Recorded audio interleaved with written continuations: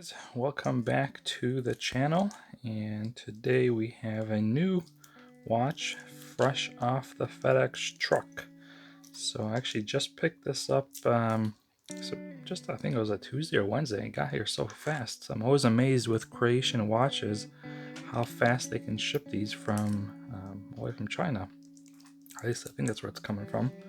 But today we have the reference here is the SNGZ13J1. So this is kind of, Seiko's eco line, kind of cheap line watches, but I am actually pretty, first impression, impressed with this one. It's got, it's a hefty watch, but heavier than I thought. I was expecting it to be very kind of, very light, kind of, cheap feeling, but it's actually got some heft to it. But let me peel off some of the stickers here, and we kind of talk about some of the dimensions here. Okay, I got all the tags off of it, so we can kind of get a closer look at this. Let's kind of remove some of this stuff so it doesn't mess with the autofocus. But so first impression, like I mentioned, it is a pretty kind of substantial feeling watch. It does not feel cheap in the hand, but I got this to kind of have like a basic everyday wear watch. Something that's very legible, easy to read. This watch actually, first glance, kind of reminds me of the Speedmaster in a way, with its kind of very, matte black on white font, or just kind of very easy watch to read. So this is a 42 millimeter dimension, is at least what they spec. So let's see if that's what we get here as well. Let's see here. Yep, 42. So 42 case size. Thickness, we're looking at probably 12. And lug to lug, 49.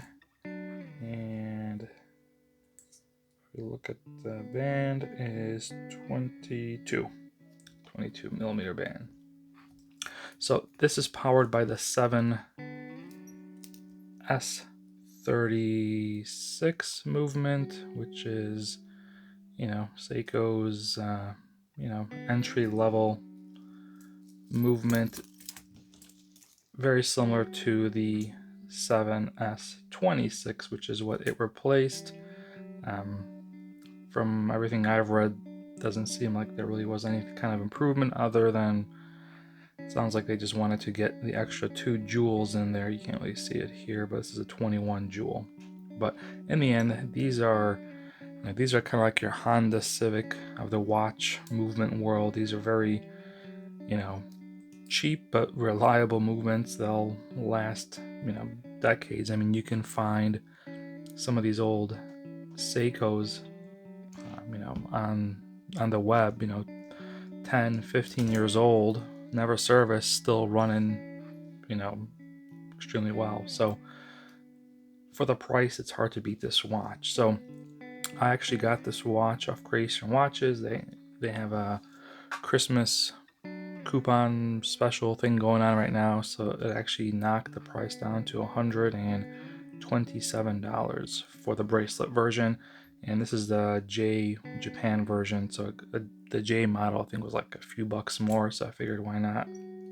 But if you look at the watch, it is actually nicer than I thought it was gonna be. I kind of pictured it was gonna be a very kind of cheap feeling watch, but you can kind of see, I mean, it's got high polish. It kind of comes off looking, pretty kind of dressy, nice with the high polish, which unfortunately this high polish will get probably scratched up pretty darn easily. That's the downside to high polish, unless you have some coating on it like they put on their kind of higher end Seikos. But at this price level, you're not going to find any, try to get my fingerprints off there, any coatings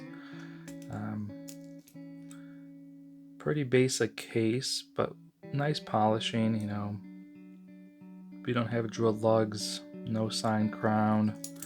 Is this screw down? Nope, this is not a screw down. This is just a pop. No hacking. So pretty basic, minimal. We have a pretty, the bracelet is your typical cheap Seiko, as you can tell. Put up my microphone.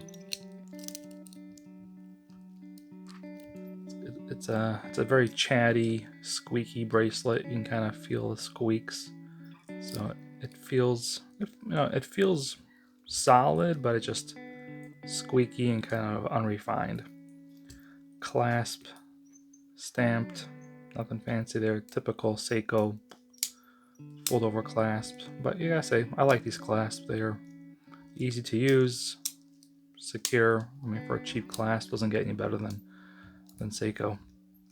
You got the open case back on the back, which, you know, is cool. I mean, there's nothing here to see, so, you know, it is what it is, but it's there for those that want it, but nothing really there to see on this one. And I think I actually got a sticker on here. For a second, I thought the crystal came a little... There we go. I thought the case back was already scratched up out of the box, which would be disappointing, but there we go. Much better now. So you can kind of see the Seiko movement there. But, you know, this is kind of just a first quick look at it. It is a little bigger than I would wanted. You know, it's a 42. That's kind of as big as I really want to go for these kind of watches, because, you know, they come off wearing bigger than, because of the large face they have. So it's kind of a trick of the eye when you look at some watches that got, here, let me grab, here's a watch that's got bigger dimensions, but it comes off looking smaller, as you can kind of see here. So it's kind of a trick of the eye, because you kind of see the face mainly, and that kind of can kind of give a smaller impression, where this is a real large dial because there's no bezel. These can kind of come off looking a little bit bigger, like these field watches, dress watches. So typically for divers, I can go up to, you know, I think 44 would be the most comfortable I'd want to go. But for field watches, dress watches, basically watches without any kind of a bezel, I prefer to kind of stay in the 38 to 40 millimeters. So this is a little pushing it for me, but let's get a quick look. This is not sized yet, but kind of, I have a I'd say about a 6 3/4 inch wrist, 7 inch, somewhere in that space. 6 3/4 to between 7 is the size of my wrist. So you can kind of see, although it's actually, let me zoom out a little bit here. You know, I think it'll work. That kind of gives you an idea. Fits pretty, you know, nicely from the lug standpoint. The lugs are kind of got a nice little taper to them here at the end, so it kind of hugs the wrist. So it feels good. I think it's gonna be a comfortable watch. You know, this is my intention for this watch, is to really just be a beater. This is gonna be kind of, you know, this is gonna be kind of a watch where, you know, appearance is not really a factor, because I mean, watches I feel like can have kind of two purposes. Obviously, one is to tell time, but in some cases it's also kind of a it's an accessory, right? You know, it's male jewelry is what I like to call it. It's, you know, it's an accessory at some points. I mean, like this watch, even though this is a hardcore tool watch, to me this is more of an accessory. It's very blingy, shiny, looks cool. You know, I don't dive, so I did not get this for diving. So, but this kind of gives you an idea of the polish. Let's compare the polishing here. Let's compare Seiko's top of the line Zaratsu polish right here. This is as, I mean, this is as top of the line polishing as you're ever gonna find. And this is Seiko's Eco line polishing. I mean, obviously it's hard to judge polish on the camera, but I can tell you, I mean, this watch is about, you know, I bought this used, but I think the warranty card was stamped about 1.5 years ago. So this is about 1.5 years of wear on it, and it still has a shine to it, where this one obviously is new. But if you look at, you know, the SKX, I mean, this SKX is extremely old, but you know, it's gonna pick up a lot of scratches. Although it still looks good, but you know, I think we got some polish in here as well. But we'll see how this holds up. You know, part of me actually thought about, I saw a video on YouTube about modifying this one, but now that I see it and kind of how, I guess that's actually nicer than I expected, I'm actually gonna leave it as is. I was gonna try to do like a faux patina on it, on the bracelet case, and then on the dial to kind of give it like a aged look. But you know, now I'm not so sure. I actually just did one, so I bought a cheap knockoff off of Wish, and you know, I had no intention of doing anything with it, so I kind of tested out how to apply a faux patina. So I did it on this one. You can kind of tell before and after. So I actually practiced on this one to see what the process is like, and it actually came out pretty good. So I thought about doing the same kind of patina on this one, but I don't know. Now that I have it in person, I think I'm gonna leave it as is. But yeah, so this is it. Just a quick unboxing, just to kind of show off the watch. Now, the nice thing about this is this dial is actually pretty nice. This kind of step down dial kind of gives a little bit of a dimensional look. But otherwise, outside of that, it's a pretty, you know, cheap dial. It's printed markers. Actually, here, let's do a quick lume test here. Let's see here. It's a little bright outside, but let's see what we can do. So here's a quick lume shot.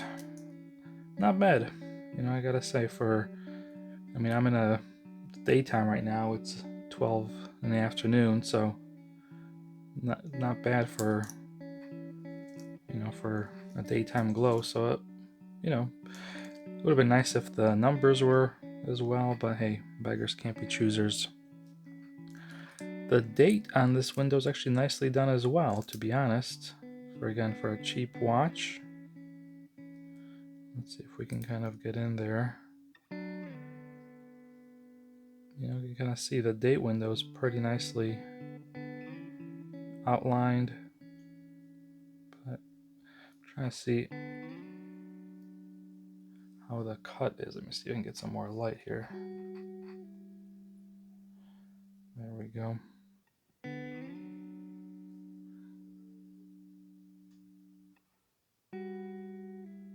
You can kind of see the date a little better here.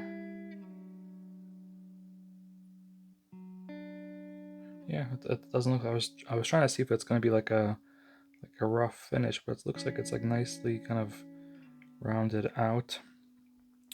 It is a mineral crystal on this thing, so it doesn't have the best AR, as you can tell, and it's probably going to pick up scratches. But maybe if I really fall in love with this watch, maybe I'll do a sapphire swap like I do with most of my watches. I'll see how I do. I have a feeling I probably will, just because I like sapphire a little bit more, and the AR too is kind of cool. Adds a little more color to the watch, but maybe we'll see how I do with this watch. But here's kind of the last looks, and kind of get a feel for it. Try to get better focus here. I wish it was hand winding, but it's not. That's the only kind of issue I have with these watches, that you gotta do the Seiko shake to get them going, which is kind of a pain when you're first setting it. So, but again, price point, I think it's pretty good.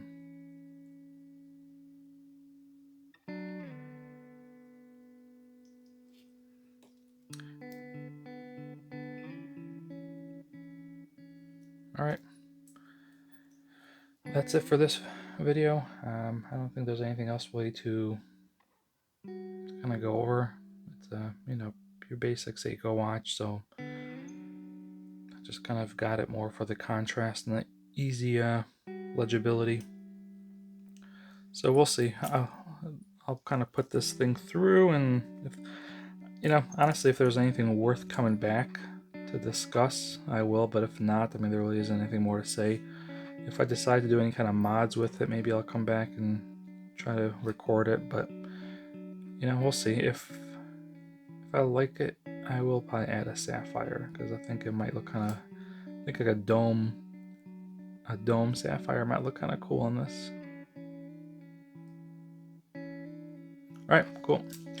That's it. Thanks for tuning in, and I will catch you on the next one.